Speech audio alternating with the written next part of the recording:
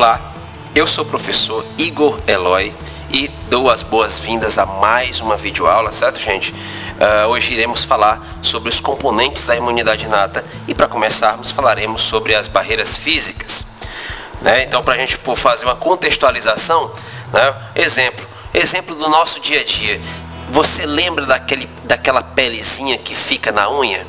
Você olha para ela, como o bonequinho está olhando aí na figura, e diz assim: ah, é só uma pelezinha, é só puxar um pouquinho, né? É só puxar um pouquinho que só sai a pele, não vai sangrar não. Só que acontece o seguinte: assim que você faz isso, você tira quase o dedo todo. Não acontece isso? Mas pelo menos muitas vezes você acaba sangrando, né? Você acaba lesionando aquela pele. Veja só, a pele e as mucosas são barreiras e também são componentes da imunidade inata. Qualquer lesão pode levar à entrada de micro-organismos. Quando eu falo de mucosas, eu falo principalmente do sistema respiratório e da mucosa relacionada ao sistema digestório, já que o que nós respiramos e o que nós comemos e bebemos, né, pode veicular uma série de micro-organismos, não é verdade? Então, o que é que nós podemos entender sobre as barreiras como a pele e mucosas? Entenda, primeiramente elas servem como barreiras físicas, barreiras mecânicas, ou seja, micro-organismos eles não conseguem adentrar no nosso corpo por causa dessas barreiras físicas.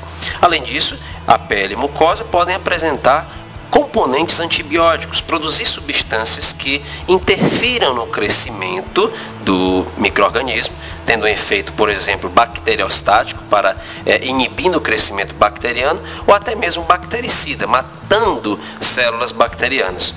Além disso, nós temos determinados tipos de linfócitos, conhecidos como linfócitos intraepiteliais, que são chamados linfócitos T gama ômega, que são linfócitos que estão entre as células epiteliais. Eles podem reconhecer os micro-organismos e acabam respondendo prontamente e defendendo o nosso corpo. Antes de adentrarmos no restante do conteúdo, né, dos componentes da imunidade inata, eu gostaria de, primeiramente, falar sobre como as células do sistema imune elas aparecem, como elas são produzidas. Tá? Nós temos aqui uma figura mostrando o seguinte: bom, em um indivíduo adulto, tá, as nossas células sanguíneas são feitas a partir de uma célula tronco, de células tronco que estão na medula óssea.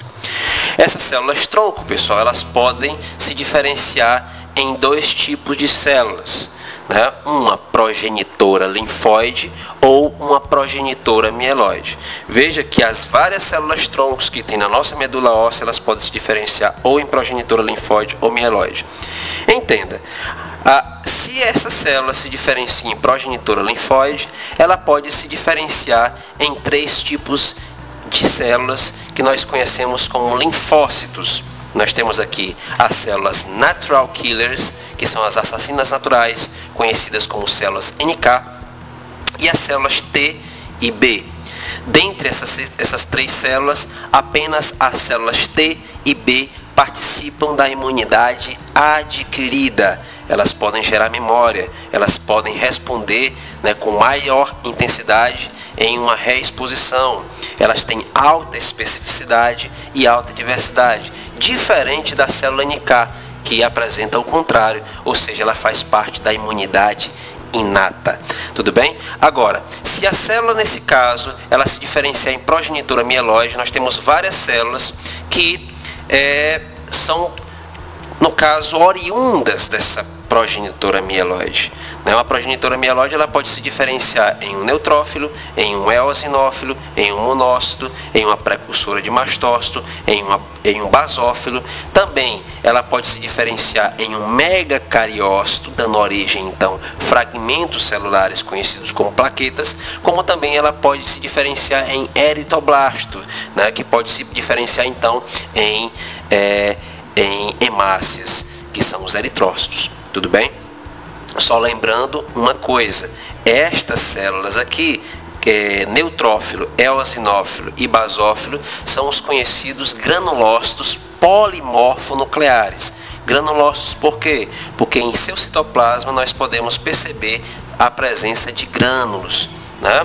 E polimorfonucleares, você pode perceber que o núcleo dos neutrófilos, eosinófilos e basófilos são lobulados, ou seja, elas são subdivididos em lóbulos, certo?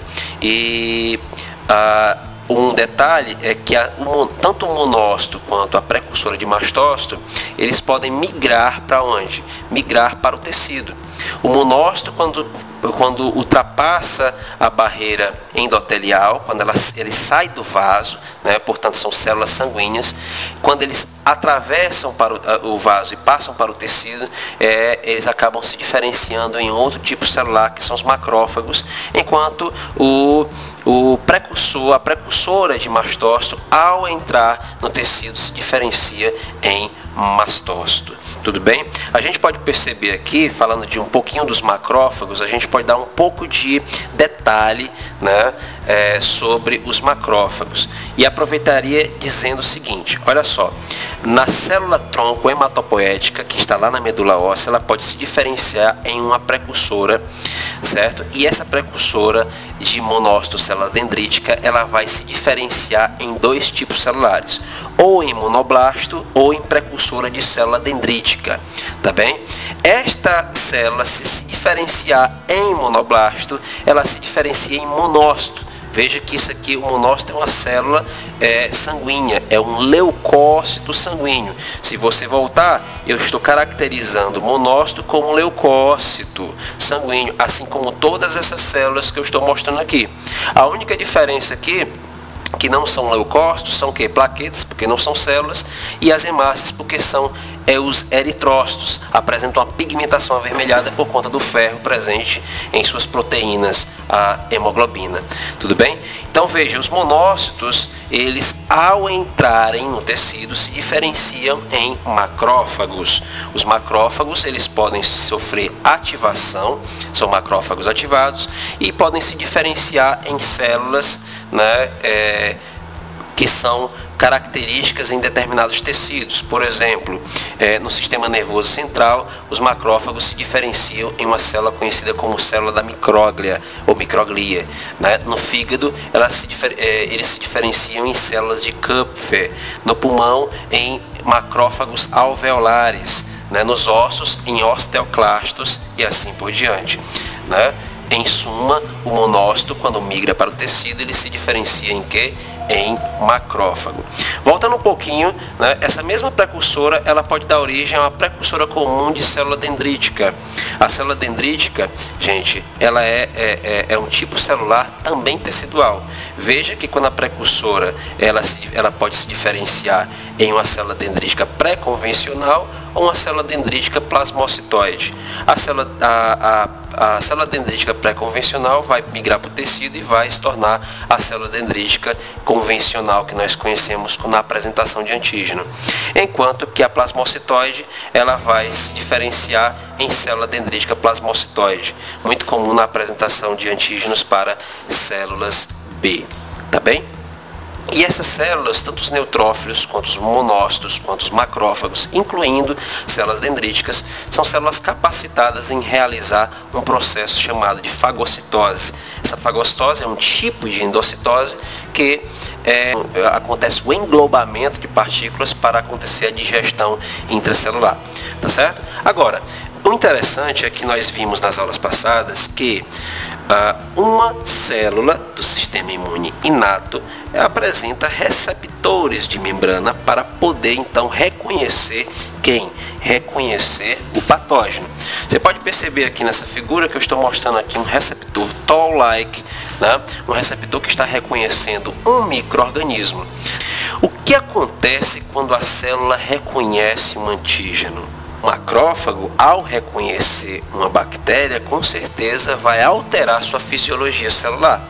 Ele vai começar a ter determinadas atividades que ele não tinha antes. Entenda, os macrófagos são células residentes do tecido. Os macrófagos são células o quê? Que moram no tecido.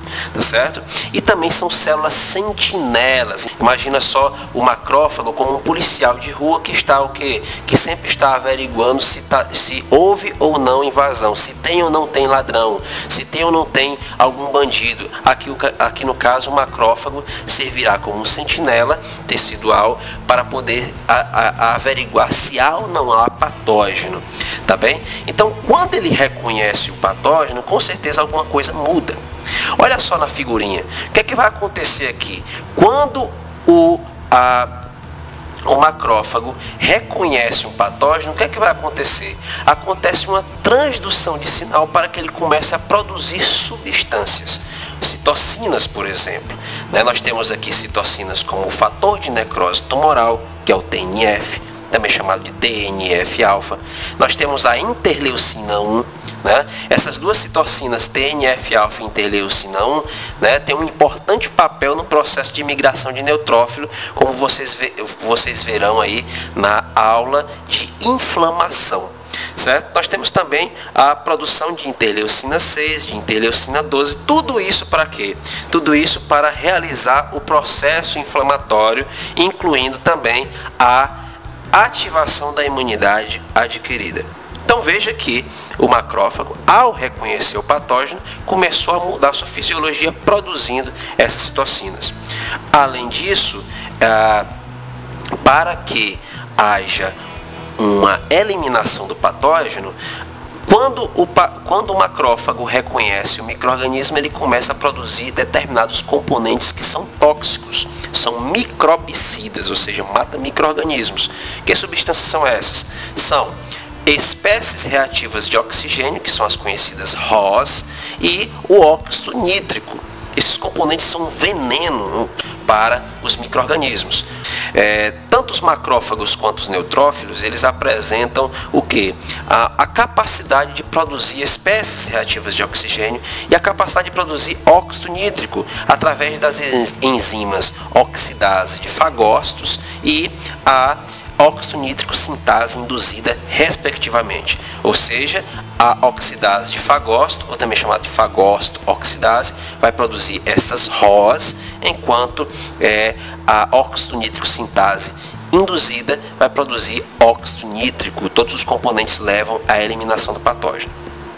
Certo?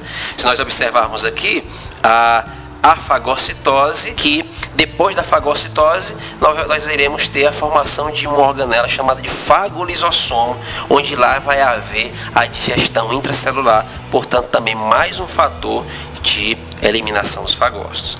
O que é interessante nessa figura é mostrar o que? Também, se você tiver uma ligação de um interferon nesse fagócito, ou seja, o fagócito ele apresenta um receptor para interferon, e quando é submetido ao interferon, todos estes eventos são potencializados.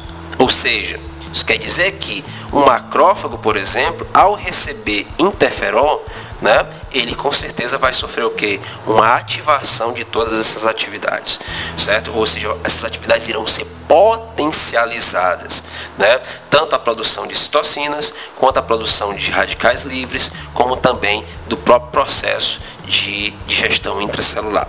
Ok? É o que mostra também essa figura.